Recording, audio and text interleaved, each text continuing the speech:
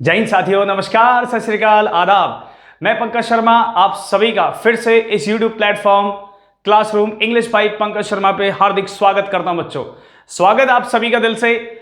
और आज मैं आपके लिए जो लास्ट क्लास में जो हमने टेस्ट लिया था, परीक्षा ली थी आप लोगों की, और जिन बच्चों ने उसमें पार्टिसिपेट किया था, भाग लिया था, बहुत बढ़िया परफॉर्मेंस दिया था उसमें बच्चों, आपने बहुत ही शानदार परफॉर्मेंस था सभी का।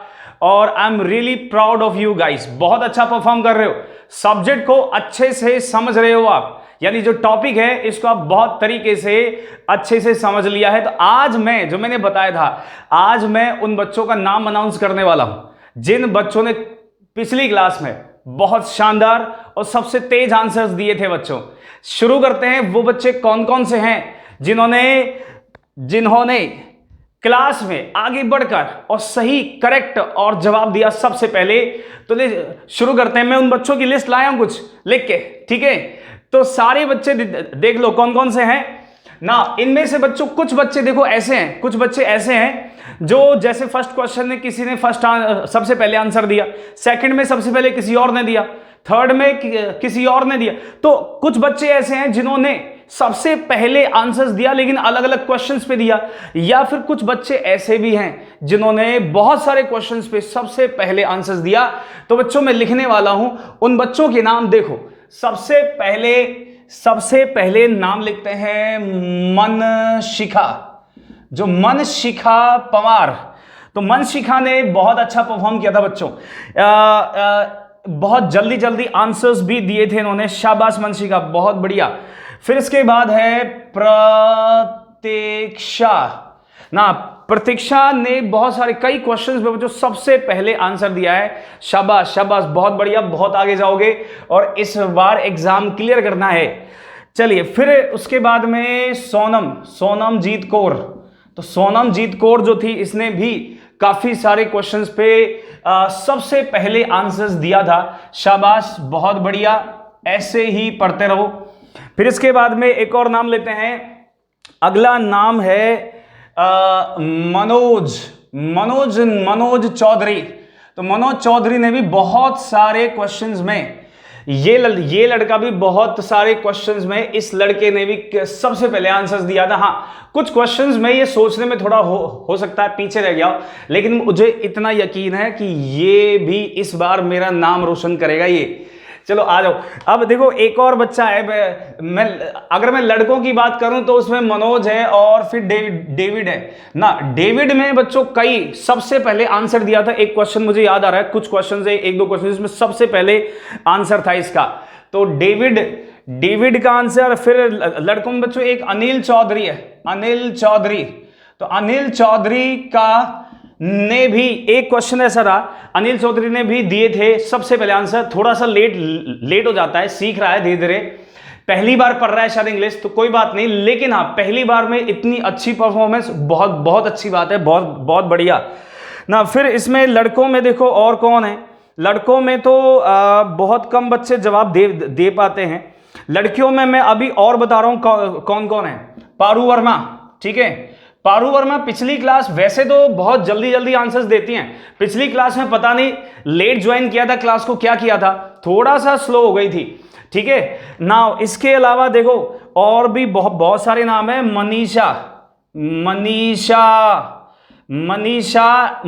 ने, मुझे याद है सबसे पहले एक, मैंने बच्चों बहुत सारे क्वेश्चन करवाए थे, 50 क्वेश्चन थे ना, तो किसी ने सबसे पहले किसी ने दिया, अलग अलग लोगों ने, कई बार देखा लोग चेंज हुए। जैसे मनीषा ने एक में सबसे पहले आंसर दिया था। बहुत बच्चे बहुत बढ़िया, ऐसे ही करो। अच्छा, आंसर आप जो मैं ये जो नाम लिख रहा हूं ना, आंसर सारे देते, सब बच्चों ने आंसर्स दिए यहाँ पे जो मैं नाम लिखूंगा आज ना। अगला वर्ड है हमारे पास, मतलब अगला बच्चा है विशाखा प्रजापत। शाबाश बेटे, ऐसे ही पढ़ते रहो और ऐसे ही परफॉर्मेंस देते रहो। पूजा यादव बहुत अच्छा परफॉर्म कर रही है, बहुत बढ़िया, जल्दी जल्दी आंसर देती है ये भी। पूजा यादव की क्लास का पूरा ध्यान है क्लास के अंदर, मुझे ऐसा लग रहा है, और पहले से अच्छी पकड़ हो गई है इसकी। कशिश कशिश शर्मा का नाम एक दो क्वेश्चंस, ये थोड़ा सा क्या फर्स्ट पे तो मुझे याद नहीं आ रहा फर्स्ट पे, लेकिन हाँ इसका तीसरे चौथे नंबर पे इसका आंसर तुरंत आता था। हो सकता है शायद लिखने में इसको थोड़ा हो गया हो, लेकिन बेटा लगे रहो वैसे ही, ऐसे ही लगे रहो कशिश, आपको मंजिल जरूर मिलेगी अपनी। नीरू यादव, बच्चों नीरू यादव ने ना एक दो कुछ क्वेश्चंस ऐसे थे जिसपे सबसे पहले आंसर दिया मुझे, मेरे पास स्क्रीनशॉट भी है उसके, मैंने सारे स्क्रीनशॉट लिए हुए हैं किसने क्या दिया था पहले। नाउ फिर उसके बाद है पूजा यादव हो गया, मनोज हो गया वंदना कुमारी बहुत बढ़िया है। वंदना कुमारी भी अच्छा परफॉर्म कर रही है। शुरुआत में जब ज्वाइन किया था तब इतने आंसर्स नहीं दे पाती, लेकिन मैं अभी कुछ क्लासेस से देख रहा हूं आंसर सही देती है, थोड़ा सा लेट हो जाती है लेकिन सही देती है। तो बच्चों मुझे आप पे भी वंदना, आप पे पूरा भरोसा है, आप ना इस बार अच्छा बस रेगुलर रहो क्लास में ना, बहुत शानदार परफॉर्म करके आओगी, सिलेक्शन लेके जाओगी इस बार ना। फिर उसके बाद में नाम लेते हैं पूनम यादव लिख दिया क्या? नहीं लिखा ना? पूनम यादव बहुत बढ़िया है। और कुछ क्वेश्चंस में पूनम यादव या तो फर्स्ट नंबर पे रही है या फिर सेकंड या थर्ड नंबर पे रही है, लेकिन बहुत जल्दी आंसर्स दिए हैं इसने भी, अच्छी बात है। फिर है उसके बाद में प्रतिभा अलवर,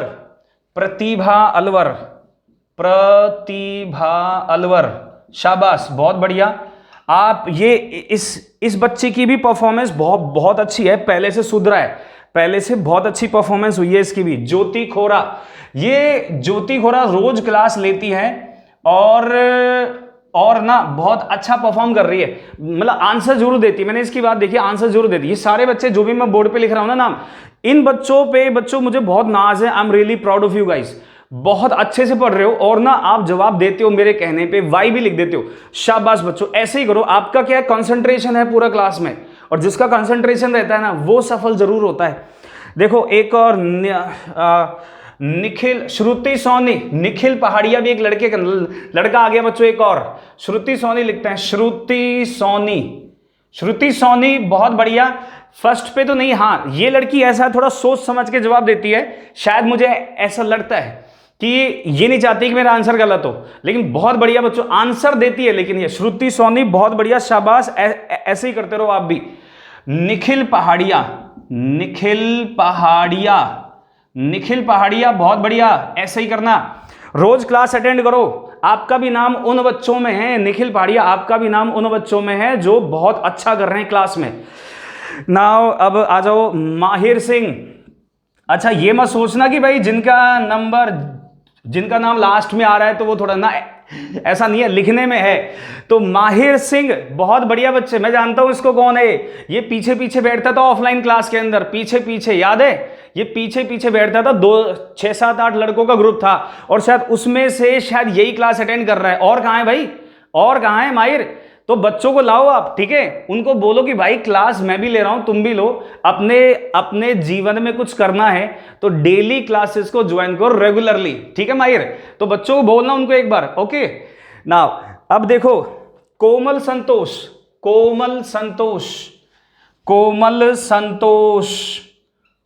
संतोष बहुत बढ़िया बच्चे, बहुत बढ़िया। आपका भी ना आपका आंसर आता है और बिल्कुल सही आता है, शाबाश, ऐसे ही करते रहो, बहुत बढ़िया, ऐसे ही करते रहो। I am really proud of you कि आप में ना इंप्रूवमेंट नजर आ रही है।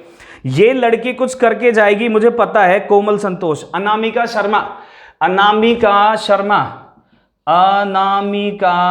शर्मा।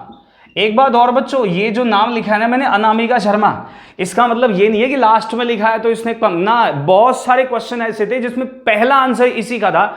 अच्छा दूसरों ने दिए कई बच्चे, एक क्वेश्चन ऐसा था मुझे याद आ रहा है जिसमें कई बच्चों ने रॉन्ग आंसर दिया था, लेकिन इसने दिया था लेट, लेकिन इसका सही था, यानी लेट सबसे पहले जो सही आंसर था वो इसी का था। बाकी ने भी दिए थे लेकिन उनके नो एरर थे। तो ये अनामिका शर्मा लास्ट में नहीं है, बहुत पहले ही समझो तो बहुत अच्छा परफॉर्म कर रहे हैं ये सारे के सारे बच्चे। देखो नगमा खान, एक बच्ची और है नगमा खान, बहुत शानदार ये जो बच्ची है ना नगमा खान, ये आंसर देती, मैंने इसका देखा है। कभी कभी थोड़ा सा हो सकता है डिले हो जाती हो, सोचने में टाइम लग जाता हो, लेकिन ये अच्छी बात है कि आप सोच समझ के आंसर देते हो। शाबाश, प्राउड ऑफ यू नगमा खान, बहुत बढ़िया, अच्छा परफॉर्म कर रही हो आप भी। ये इन सारे बच्चों पे ना मुझे गर्व है कि आप मेहनत कर रहे हो। नीरू यादव लिख दिया, नीरू यादव हो गया, आप बहुत मेहनत कर रहे हो। पूजा यादव हो गया, बिल्कुल हो गया, ठीक है, आप बहुत मेहनत कर रहे हो बच्चों, और मुझे आप पे बिल्कुल गर्व है कि आप ऐसे ही मेहनत करते रहो। और ना अच्छा, ये बच्चे वो हैं जो इस क्लास की आन बान और शान है। आप समझ रहे हो, इस क्लास की आन बान शान है, जो रेगुलर क्लास को अटेंड कर रहे हैं और हर क्लास को, कोई भी क्लास हो उसको मिस नहीं करते। और अगर मैं कह दूं इनसे कि लाइक शेयर करें, तुरंत करते हैं ना बच्चों। एक चीज और है, मैं ना आप सब पे मुझे बहुत ज्यादा गर्व है। I am really proud of you guys. ऐसे ही पढ़ते रहो आप, ठीक है। और मैं ना एक बात और करना चाहता हूं, एक बात और है। अभी ना 2 दिन से मैंने देखा कि कुछ बच्चों ने ना फेसबुक पे अपने फेसबुक की जो स्टोरी है ना, उस पे क्लासरूम की पिक्चर्स वगैरह लगाई हुई हैं, वीडियोस वगैरह लगाए हुए हैं। गाइस बहुत बहुत अच्छी बात है। हमको इन्हीं चीज़ों से ना हमको मोटिवेशन मिलता है, हमको भी, ठीक है, हमको खुद को मोटिवेशन मिलता है कि हम आपको बहुत अच्छा अच्छा और बहुत बढ़िया बढ़िया दें। एक खुशी होती है कि हाँ, बच्चे हमको पसंद कर रहे हैं और ये चैनल ग्रो करेगा अब निश्चित रूप से। तो मैं आपको ना उसके जो स्टोरी लगाई है ना, कुछ बच्चे हैं जिन्होंने अपनी स्टोरीज में लगाई है क्लासरूम की फोटो, मेरी फोटो, रत्नेश सर की फोटो, देखो एक बार जरा इनको, है ना, आप देखो एक बार। तो ऐसा ना एक टीचर के लिए मोटिवेशन होता है कि उसको ये पता चल जाए कि हाँ, जो बच्चे हैं वो क्लासेस को पसंद कर रहे हैं। अच्छा, एक चीज और बताओ, आंसर देना यस या नो, जो भी कमेंट बॉक्स में डाल देना, मैं चेक कर लूंगा वो कि क्लासेस सही चल रही है ना, क्लासेस में मजा आ रहा है ना आपको पढ़ने में, क्लासेस अच्छी चल रही हैं। कोई अगर प्रॉब्लम है, कोई अगर समस्या है ना, तो तुरंत बता देना आप। हम चाहते हैं कि ये जो चैनल है, ये बच्चों आप लोगों ने शुरू किया है, हमने शुरू नहीं किया, ये आप लोगों ने शुरू किया। ये जो चैनल है, और ये आपका चैनल है, अपना चैनल है ये खुद का।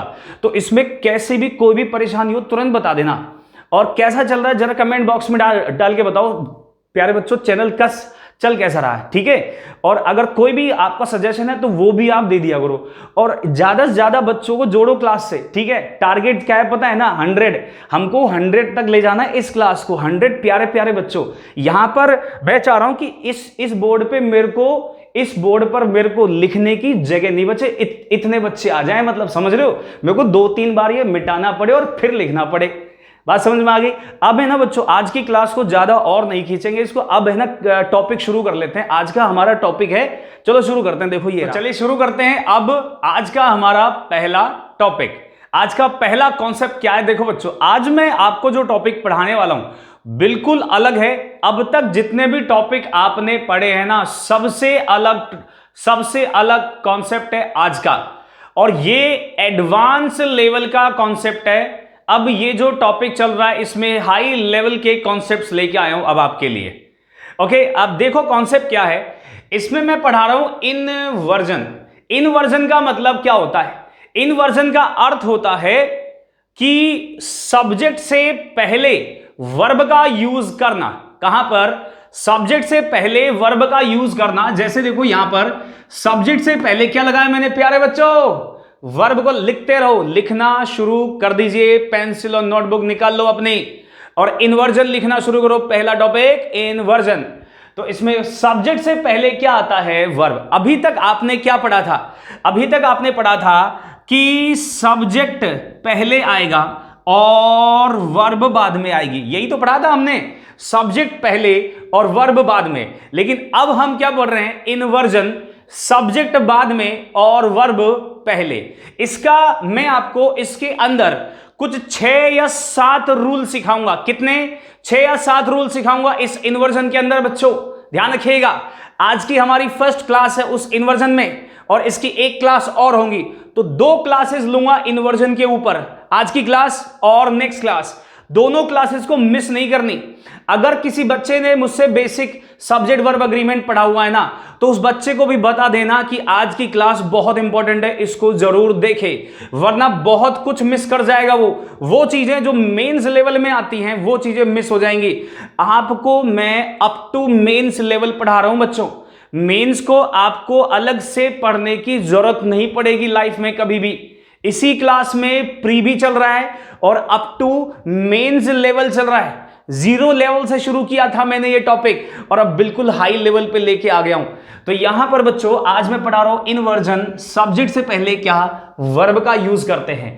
पहला रूल क्या है इसमें, अगर सब्जेक्ट में हियर या देयर आ जाए कि मतलब सॉरी सेंटेंस की शुरुआत में हियर या देयर आ जाए, कहां पर, सेंटेंस की शुरुआत में, तो वर्ब इनके बाद वर्ब आएगी और उसके बाद क्या आएगा, उसके बाद आएगा बच्चों सब्जेक्ट। बात समझ में आ गई। जैसा ये सब्जेक्ट होगा वैसे ही वर्ब लगा देंगे। अगर ये सब्जेक्ट सिंगुलर हुआ तो वर्ब आ जाएगी सिंगुलर, और अगर ये सब्जेक्ट प्लूरल हुआ तो वर्ब लगा देंगे प्लूरल। यानी आपको हियर या देयर को नहीं देखना। अब आपके दिमाग में ये आ रहा होगा कि ये हियर देयर क्यों आते हैं सर, ये भी समझा देता हूं। देखो बच्चों, हियर और देयर बच्चों ये एक्चुअल सब्जेक्ट नहीं होते, ये कहलाते हैं इंट्रोडक्टरी सब्जेक्ट। क्या कहलाते हैं, इंट्रोडक्टरी सब्जेक्ट कहलाते हैं ये। यानी इनका यूज ओनली सब्जेक्ट को इंट्रोड्यूस करने के लिए, सब्जेक्ट की शुरुआत करने के लिए, सब्जेक्ट का परिचय देने के लिए किया जाता है। तो इनके अकॉर्डिंग कभी वर्ब नहीं आती। अब जरा मैं आपको सेंटेंस में समझाता हूं। हियर से सेंटेंस शुरू हुआ, फिर उसके बाद वर्ब आई और उसके बाद में ये सब्जेक्ट है। हियर लिव्स माई फ्रेंड, यहां मेरा दोस्त रहता है। तो यहां पे वर्ब के बाद सब्जेक्ट क्या है, सिंगुलर। तो वर्ब कैसे लगा दी हमने, सिंगुलर लगा दी ना बच्चों। सिंगुलर है या नहीं है, यस वाई या एन लिख के कमेंट बॉक्स में डालते रहो। मैं कुछ भी बोलूं तो उस पर यस या नो में जवाब देते रहो आप। शाबाश, ऐसे ही पढ़ो। मुझे आप पे गर्व है जो पिछली क्लास में आपने परफॉर्मेंस दी। मैं चाहता हूं कि अब हर क्लास में, इन एवरी क्लास, आप ऐसे ही दम लगा के पढ़ो। नाउ आ जाओ, देयर आर टू पेन्स। वहां अब यहां पे सेंटेंस की शुरुआत किससे हुई है, देयर से। इसके बाद में वर्ब क्या है, ये रही। टू पेन्स क्या है, हमारा सब्जेक्ट। ये हमारा क्या है, सब्जेक्ट है वर्ब के बाद। जब भी देयर या हियर से सेंटेंस शुरू हो तो यहां पे टू पेन्स हैं तो प्लूरल आ गया ना प्लूरल, बिल्कुल सही है ना ये। अब नीचे वाला, there have been many problems. There से सेंटेंस शुरू हुआ, उसके बाद में वर्ब आई हैव बीन, ये प्लूरल वर्ब है। फिर उसके बाद क्या लिखा है, मेनी प्रॉब्लम्स। मेनी का मतलब अनेक, प्रॉब्लम्स बहुत सारी समस्याएं। तो मेनी प्रॉब्लम्स आ गया, यानी प्लूरल सब्जेक्ट है या नहीं है। मेनी का रूल पढ़ाया था मैंने आपको कि मेनी के बाद जैसी नाउन होगी अगर सब्जेक्ट में वैसे ही वर्ब आएगी। तो मेनी के साथ प्लूरल नाउन है तो प्लूरल ही वर्ब होगी। बच्चों ध्यान रखिए इस बात का कि हियर देयर से सेंटेंस शुरू हो तो सब्जेक्ट वर्ब के बाद चला जाता है। मैं इसके आपको 6-7 रूल पढ़ाऊंगा, कितने 6 to 7 रूल्स पढ़ाऊंगा मैं आपको इनके ऊपर। ये हमारा पहला कॉन्सेप्ट है बच्चों। अब ये जो मैंने आपको मेनी याद आ रहा है ना, मेनी पढ़ाया था, many an, many problems, many an के बाद सिंगुलर नाउन। चले अगर ये आपको पता है तो एक क्वेश्चन करवाता हूं, जल्दी जवाब दो इसका। देखो आपकी स्क्रीन पे क्वेश्चन आ गया, फटाफट इसका आंसर दो। मेनी से रिलेटेड है, देखते हैं आपको याद है क्या।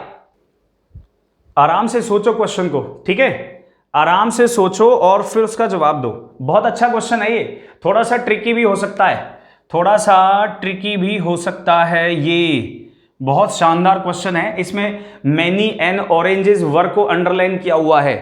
मैनी एन ऑरेंजेस वर्ब को अंडरलाइन किया हुआ है। कौन सा आंसर होगा, ए होगा, बी होगा या फिर सी होगा या फिर डी होगा।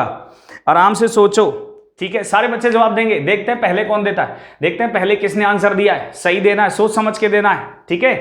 अब मैं ये क्वेश्चन आपको समझाता हूं।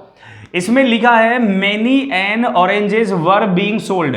यहां पे मेनी से लेकर वर तक क्या है, अंडरलाइन है। ये पूरा पार्ट अंडरलाइन है और यहां पे 4 ऑप्शंस दिए हुए हैं। सबसे पहले तो आप इसको देखो कि मेनी के बाद में क्या है, एन, और उसके बाद में ऑरेंजेस क्या है, प्लूरल नाउन, और आगे वर्ब क्या है, प्लूरल वर्ब। क्या एन के बाद में प्लूरल नाउन प्लूरल वर्ब आती है, नहीं आती। सिंगुलर नाउन सिंगुलर वर्ब आती है, ठीक है। बात समझ में आ गई। तो मैं क्या इसको ऐसे कर दूं, मेनी एन ऑरेंज वाज, यानी ऑरेंजेस को कर दूं ऑरेंज और वाज कर दूं। कितने बच्चों ने ए आंसर दिया, कितने बच्चों ने ए आंसर दिया है, एक बार सुन लो। मेनी के बाद में एन आ रहा है तो ऑरेंज भी हो सकता है और आगे वाज मैं कर सकता हूं, यानी ए आंसर हो सकता है यहां पर, ठीक है।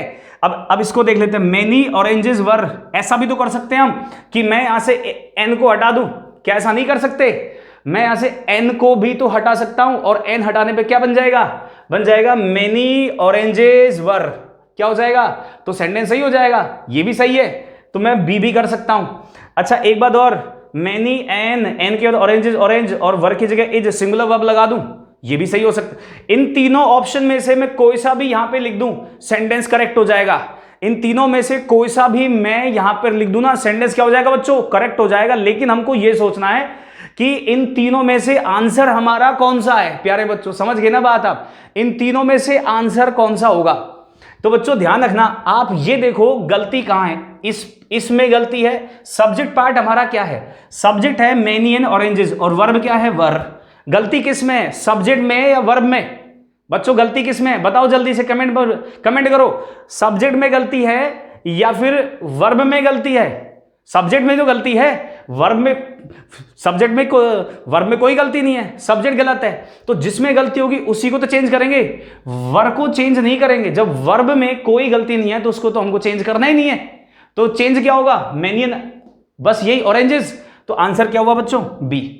समझना इस बात को कि एरर कहां पर है। वैसे अगर आप अगर मैनियन एनी एंड ऑरेंज वाज लिख दोगे तो भी सेंटेंस सही हो जाएगा, मैनी एंड ऑरेंज इज लिखोगे तो भी सेंटेंस सही हो जाएगा। लेकिन हम तीनों में से एक चुनना है, तो हमें ये देखो गलती सब्जेक्ट में है, गलती या फिर वर्ब में है, इस बात को समझना आप, ठीक है। तो यहां पर हम क्या कर देंगे, आंसर क्या होगा हमारा प्यारे बच्चों, बी होगा। बात समझ में आ गई क्या। ये ऐसा क्वेश्चन मैं लाया था, मुझे मैनी से याद आ गया, चलो आपको एक क्वेश्चन करवा दिया जाए, ठीक है। अब मैं आपको अभी मैंने क्या पढ़ाया, हियर और देयर, और क्या बताया था, वर्ब का सब्जेक्ट कहां होगा, वर्ब के बाद। ऐसा, ये तो हो गया हमारा पहला कॉन्सेप्ट। अब मैं आपको एक और कॉन्सेप्ट सिखा रहा हूं, बहुत अच्छा वाला है, देखो ये रहा। अब अगला जो कॉन्सेप्ट है ना हमारा, वो ये है कि मैं आपको अब सेकंड कॉन्सेप्ट में पढ़ा रहा हूं कि प्रीपोजिशनल फ्रेज अगर सेंटेंस की शुरुआत में हो, कहां पर, प्रीपोजिशनल फ्रेज अगर सेंटेंस की शुरुआत में हो तो जो वर्ब होती है ना, उसका सब्जेक्ट वर्ब के बाद होगा। देखो पहले पढ़ा है हियर देयर और अब पढ़ा रहा हूं प्रीपोजिशनल फ्रेज। अब ये प्रीपोजिशनल फ्रेज का मतलब क्या है, इसका मतलब ये है कि प्रीपोजिशन से बनने वाला, प्रीपोजिशन से बनने वाला, प्रीपोजिशन से बनने वाला जो फ्रेज होता है ना, उसको कहते हैं प्रीपोजिशनल फ्रेज। फ्रेज का मतलब जिसमें 2 या 3 या 4-5 शब्दों का क्या एक समूह होता है, एक ग्रुप होता है और उसका कुछ मीनिंग निकलता है। तो प्रीपोजिशन से बनने वाला, अच्छा कैसे, देखो कि उसमें सबसे पहले कोई प्रीपोजिशन दिया हो, कोई भी प्रीपोजिशन जैसे in, of, at, for, by, with, कुछ भी, और उसके बाद में कोई नाउन या कोई प्रोनाउन दिया हो। अगर किसी प्रीपोजिशन के बाद में कोई नाउन या प्रोनाउन दिया होता है तो उसको हम क्या कहते हैं, उसको हम कहते हैं प्रीपोजिशनल फ्रेज। बच्चों क्या कहते हैं उसे, प्रीपोजिशनल फ्रेज। दोबारा समझा देता हूं कि जब भी किसी प्रीपोजिशन के बाद कोई भी नाउन या प्रोनाउन आएगा तो उसे प्रीपोजिशनल फ्रेज कहा जाता है। तो अगर वो सेंटेंस की शुरुआत में है तो वर्ब का सब्जेक्ट उसके पीछे चला जाएगा। अच्छा एक बात और बता दूं, ये जो प्रीपोजिशनल फ्रेज है इसको हम एडवर्ब कहते हैं। क्या कहते हैं, ये एडवर्ब का काम करता है। किसका काम करेगा, ये एडवर्ब। आप इसको या तो कह दो एडवर्ब या कह दो ये होगा एडवर्बियल, एडवर्बियल फ्रेज। इसको या तो हम कहेंगे एडवर्ब और या कहेंगे इसको हम एडवर्बियल फ्रेज। बात समझना एक बात को। अच्छा एक और चीज, ये जो प्रीपोजिशनल फ्रेज है ये किसी प्लेस की ओर इशारा करेगा, मतलब हमको स्थान बताएगा, किसी जगह की ओर इशारा करेगा। मैं आपको ये सेंटेंस में समझाता हूं, देखो in the room, in the room का मतलब कमरे में। तो देखो इसमें सबसे पहले क्या आ गया, प्रीपोजिशन, उसके बाद में ये रूम क्या है, ये नाउन है। क्या है बच्चों, ये नाउन है। प्रीपोजिशन के बाद में नाउन, तो ये पूरा यहां से यहां तक क्या है, ये प्रीपोजिशनल फ्रेज है। फिर उसके बाद में वर्ब आई हमारे पास, इज सिटिंग, ये मेरी वर्ब हो गई। और इस वर्ब के बाद ये क्या है, मेरा सब्जेक्ट। इस पूरे सेंटेंस में तीन ही चीजें हैं, ये तो है प्रीपोजिशनल फ्रेज, ये है हमारी क्या वर्ब, और ये है हमारा क्या सब्जेक्ट। देख लो जरा, तो सब्जेक्ट कहां आया, वर्ब के बाद आया। प्रीपोजिशनल फ्रेज, अच्छा किसकी ओर इशारा कर रहा है, प्लेस की ओर, स्थान की ओर इशारा कर रहा है। इन द रूम का मतलब कमरे में बैठा हुआ है मेरा भाई। बात समझ में आ गई। इसलिए अगर ऐसे कभी प्रीपोजिशन के बाद में नाउन और उससे सेंटेंस शुरू हो और स्थान की ओर इशारा कर रहा है तो सब्जेक्ट कहां चला जाएगा, वर्ब के बाद। अब ये जो सेंटेंस है ये वाला, इस सेंटेंस को मैं ऐसे भी लिख सकता हूं कि जो प्रीपोजिशनल फ्रेज है वो सेंटेंस के एंड में चला जाए। मैं ऐसे भी लिख सकता हूं इसको कि my brother my brother is sitting, मेरा भाई बैठा हुआ है इन द रूम, कमरे में। यानी आप ये जो स्थान है इसे वाक्य के एंड में लिख सकते हो। वैसे आपको पता है क्या कि ज्यादातर, हमेशा ज्यादातर ये जो प्रीपोजिशनल फ्रेज होता है ना, स्थान बताने वाला, ये हमेशा सेंटेंस के एंड में आता है। कहां पर आता है? सेंटेंस के एंड में रहेगा, हमेशा ध्यान रखना इस बात का, सेंटेंस के एंड में। लेकिन कभी कभी सेंटेंस की शुरुआत में भी लिख देते हैं, तब क्या हो जाता है? वर्ब का सब्जेक्ट पीछे। आप तो इसको ऐसे समझो, ये रही वर्ब, ये रहा सब्जेक्ट। तो प्रीपोजिशनल फ्रेज और सब्जेक्ट अपनी जगह चेंज कर लेते हैं। प्रीपोजिशनल फ्रेज के स्थान पे चला जाता है सब्जेक्ट, और सब्जेक्ट के स्थान पे कौन आ जाता है? Prepositional phrase. बीच में वर्ब रहती है। देखिए यहां पे पोजीशन को देख लें। ऐसे ही नीचे वाला है under the desk. Under the desk का मतलब डेस्क के नीचे। ये प्रीपोजिशन है और ये नाउन है। ये प्रीपोजिशन, ये नाउन, पीछे वर्ब आ गई और ये हो गया हमारा सब्जेक्ट। अब ये जो प्रीपोजिशनल फ्रेज है ये स्थान की ओर इशारा कर रहा है। क्या कह रहा है? डेस्क के नीचे। क्या कह रहा है? डेस्क के नीचे पड़ा हुआ था मेरा स्वेटर। अब स्वेटर क्या है? सिंगुलर, तो वर्ब सिंगुलर है। यहां पे ब्रदर क्या है? सिंगुलर, तो वर्ब भी सिंगुलर है। ध्यान रखना इस बात का। चलिए नीचे, अच्छा मैं इसको भी ऐसे इसको भी लिख सकता हूं, प्रीपोजिशनल फ्रेज को एंड में लेके जा सकता हूं मैं। माई स्वेटर को पहले लिख दूं, my sweater was lying under the desk. बात समझ में आ गई? तो आप प्रीपोजिशनल फ्रेज को शुरुआत में या एंड में दोनों तरह से लिख सकते हो बच्चों, ठीक है। अब आ जाओ आगे। Away from the bowl. Away का मतलब होता है दूर, फ्रॉम का मतलब से, बाउल का मतलब कटोरी, कटोरा, कटोरे से दूर। वाज स्पिल्ट, फैला हुआ था। मच मिल्क, बहुत ज्यादा दूध। कटोरे से दूर, बहुत ज्यादा दूध फैला हुआ था। तो यहां पे देखो ये जो अवे है ना, फ्रॉम है, ये प्रीपोजिशन है, और यहां से लेकर यहां तक क्या है? प्रीपोजिशनल फ्रेज है। फिर उसके बाद में वर्ब आ गई हमारे पास, क्या? Was spilt. और मच मिल्क क्या है मेरे पास? सब्जेक्ट। अब मिल्क क्या है? अनकाउंटेबल नाउन है, मच लगा हुआ है। मच का प्रयोग किसके साथ करते हैं? अनकाउंटेबल नाउन के साथ करते हैं, ठीक है। तो इसके साथ फिर वर्ब कैसी आई यहां पर? सिंगुलर। ये प्रीपोजिशन फ्रेज है। मैं इसको भी ऐसे लिख सकता हूं, मच को आगे लिख दूं, फिर उसके बाद वर्ब, और प्रीपोजिशन फ्रेज बिल्कुल एंड में चला जाए। तो ये जो प्रीपोजिशन फ्रेज होता है ना, ये एडवर्ब का काम करता है। किसका? एडवर्ब का। बनता कैसे है? सबसे पहले इन आएगा, फिर उसके बाद में नाउन या प्रोनाउन आ जाएगी। तो समझ लेना कि वर्ब का सब्जेक्ट कहां चला गया? उसके पीछे चला गया। अब इस पर मैंने आपको दोनों रूल सिखा दिए। आज मैं आपको एक और कॉन्सेप्ट पढ़ाऊंगा। 3 कॉन्सेप्ट पढ़ाने वाला हूं टोटल। कितने? 3 कॉन्सेप्ट पढ़ाऊंगा, 2 पढ़ा चुका हूं। इनके ऊपर अब हम क्या करने वाले हैं? इनके ऊपर हम क्वेश्चंस करेंगे। तैयार हो सब? रेडी हो? शुरू कर दें? चलो देखो, पहला सवाल ये रहा। सोचो समझो और जवाब दो। आराम से सोचो, ठीक है, आराम से सोचो। इसमें देखो, सबसे पहले प्रीपोजिशनल फ्रेज है, हियर है या देयर है, और उसके अकॉर्डिंग आंसर दो, ठीक है। उसके अकॉर्डिंग आंसर दो सबके सब, ठीक है। शाबाश शाबाश, बहुत बढ़िया, बहुत ही शानदार। अब है ना, अब मैं ये क्वेश्चन आपको समझाता हूं। आ जाओ बच्चों, सारे बच्चे अब बोर्ड पे देखो। Round the tree. राउंड का मतलब होता है के चारों ओर। क्या होता है? के चारों ओर। इसका मतलब पेड़ के चारों ओर। वाज सिटिंग, ये वर्ब हो गई। तो ये तो स्थान बता रहा है, और जो राउंड है ना, ये प्रीपोजिशन है। राउंड क्या है बच्चों? प्रीपोजिशन। राउंड हो गया और अराउंड हो गया। ये सब के सब क्या होते हैं? प्रीपोजिशन होते हैं। तो इनके बाद में ट्री, ये नाउन है। ये पूरा प्रीपोजिशनल फ्रेज है। वर्ब आ गई। इस वर्ब का सब्जेक्ट कहां है? पीछे। क्या लिखा है? A few beautiful women. तो यहां पर एक चीज नोटिस करना, मैंने आपको याद है फ्यू और लिटिल का रूल पढ़ाया था। मैंने आपको फ्यू और लिटिल का रूल पढ़ाया था, और ये बताया था कि फ्यू के बाद में प्लूरल नाउन आती है और वैसे ही वर्ब लगाएंगे। तो यहां पर अब चूंकि सब्जेक्ट बाद में जा रहा है, तो ए फ्यू ब्यूटीफुल वुमन, ये बहुवचन नाउन है, तो वर्ब कैसी हो जाएगी यहां पर? ये प्लूरल हो जाएगी। क्लियर हुआ? ये प्रीपोजिशनल फ्रेज है। राउंड यहां प्रीपोजिशन है, ये नाउन है यहां पर, ये वर्ब है मेरे पास, और इस वर्ब के बाद क्या दिया हुआ है? सब्जेक्ट दिया हुआ है, और इस सब्जेक्ट के बाद क्या है? अरे समझ में आ रहा है ना? अरे रसगुल्लो, समझ में आ रहा है? क्लियर है ये चीज, कॉन्सेप्ट आपको? एक और क्वेश्चन कर लेते हैं इसी पे। देखो बहुत धांसू से क्वेश्चन आ रहा है, देखो जरा। सोचो समझो और फिर जवाब दो। सोचो समझो और फिर जवाब दो उसका, ठीक है। आराम से समय लो, ठीक है। देखते हैं। शाबाश शाबाश, बहुत बढ़िया बहुत बढ़िया बहुत बढ़िया। I am really proud of you, ठीक है।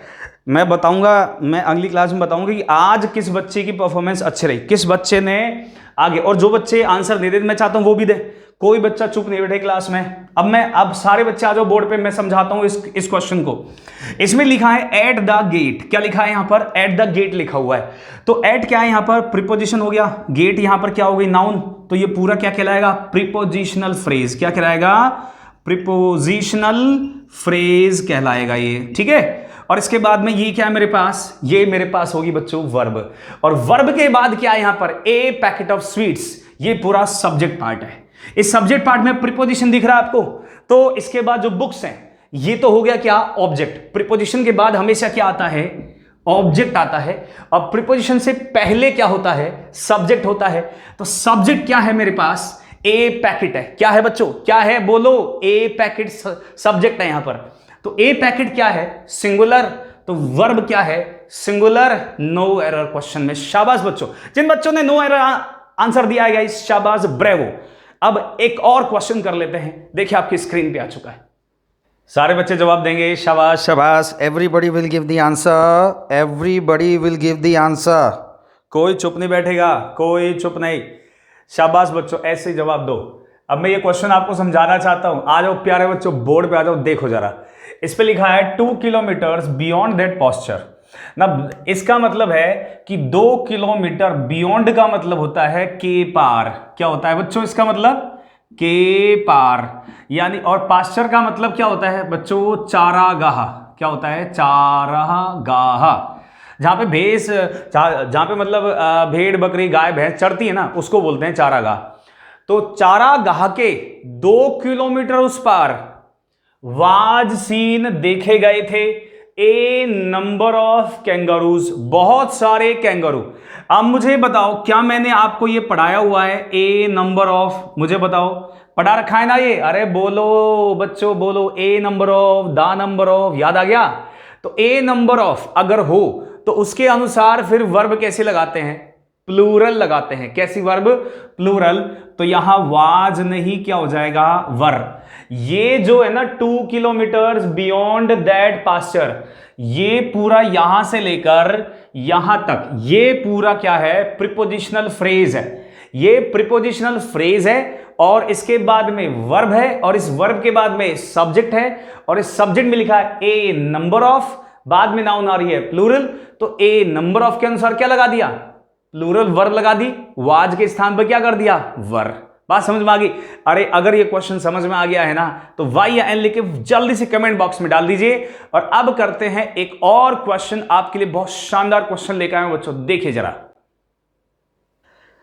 Everybody will give the answer, शाबाश, बहुत बढ़िया, बहुत बढ़िया, शाबाश। जो बच्चे पिछली बार आंसर दे रहे थे आगे बढ़ बढ़ के, वो भी जवाब देंगे।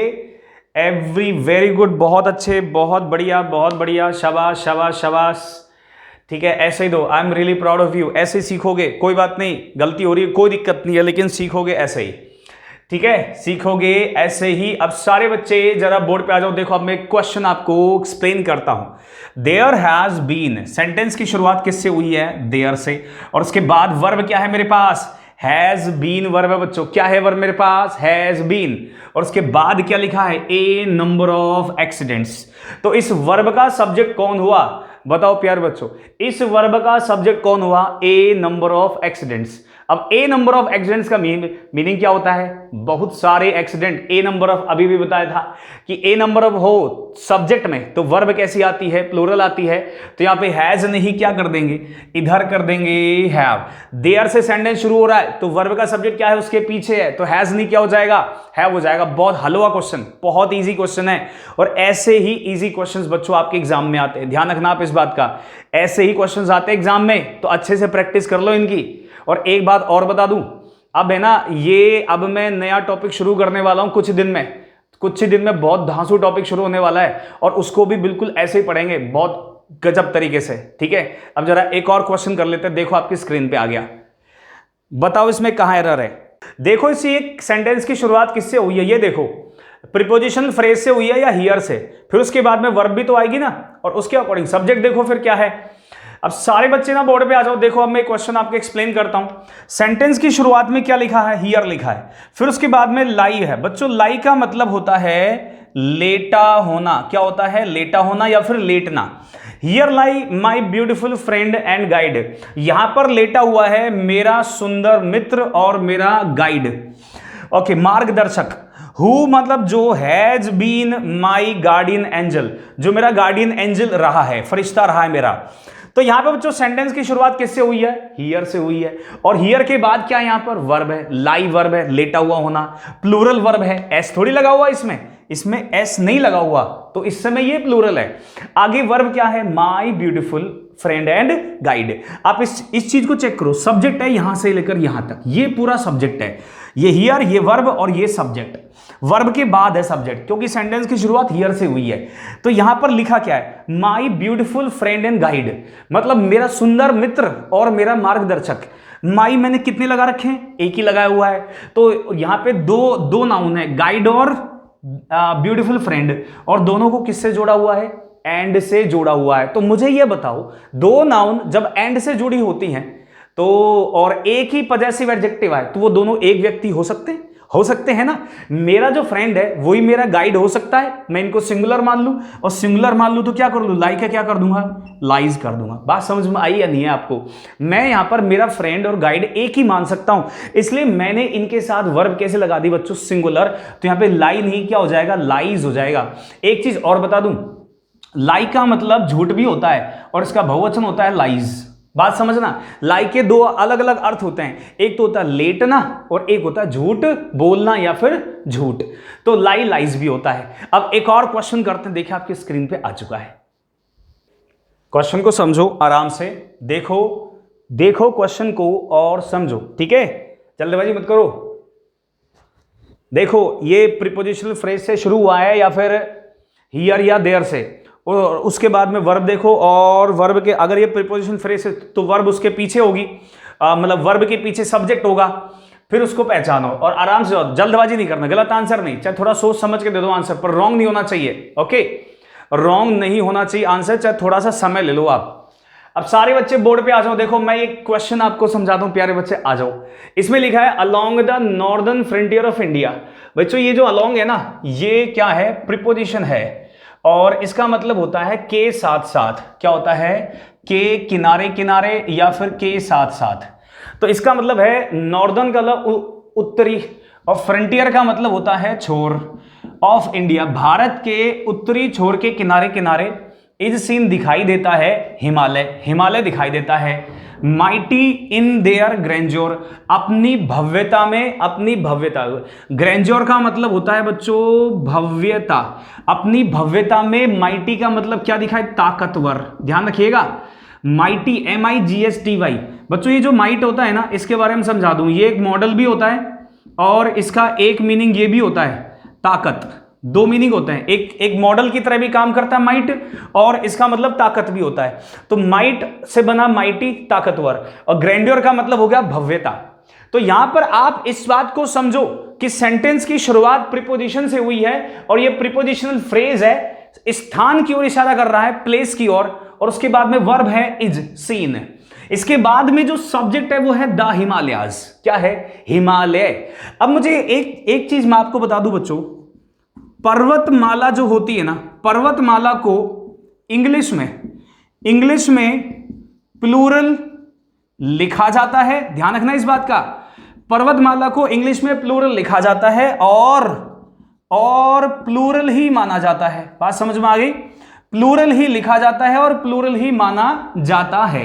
किसी भी पर्वतमाला को अगर आप इंग्लिश में लिखोगे तो उसे प्लूरल फॉर्म में लिखोगे, उसमें एस आएगा, और उसको प्लूरल ही मान के चलेंगे हम।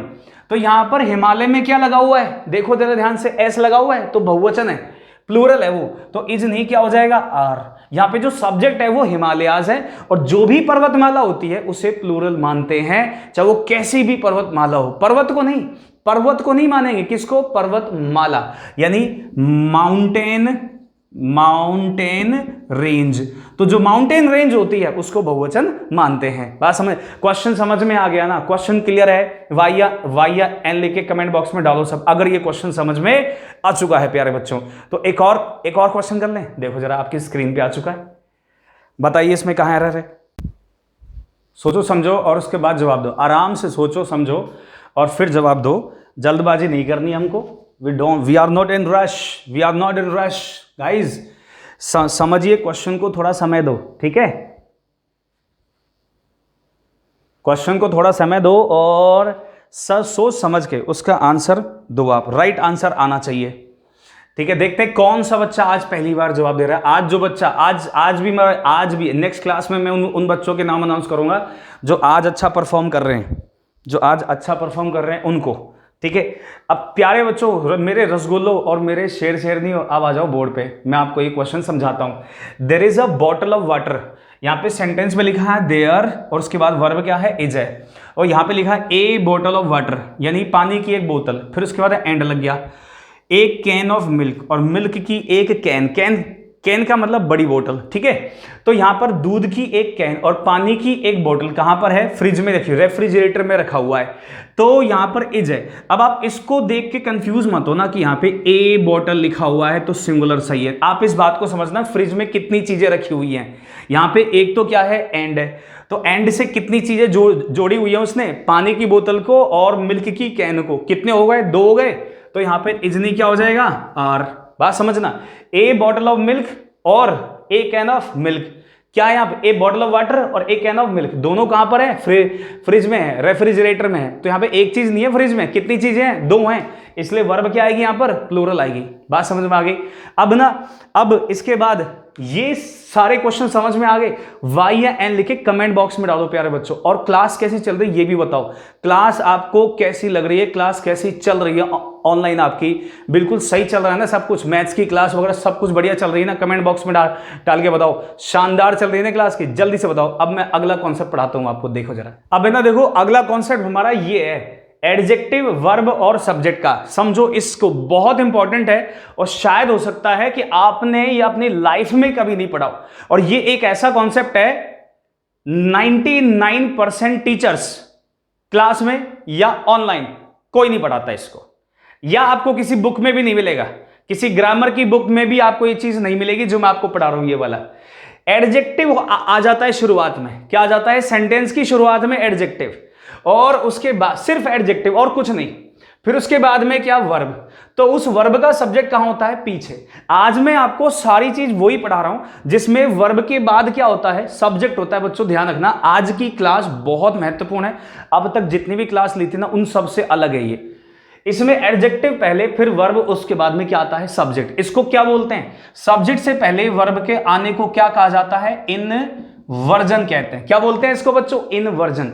अब देखो जरा इस क्वेश्चन को समझो। सक्सेसफुल एडजेक्टिव है। क्या है ये? सफल।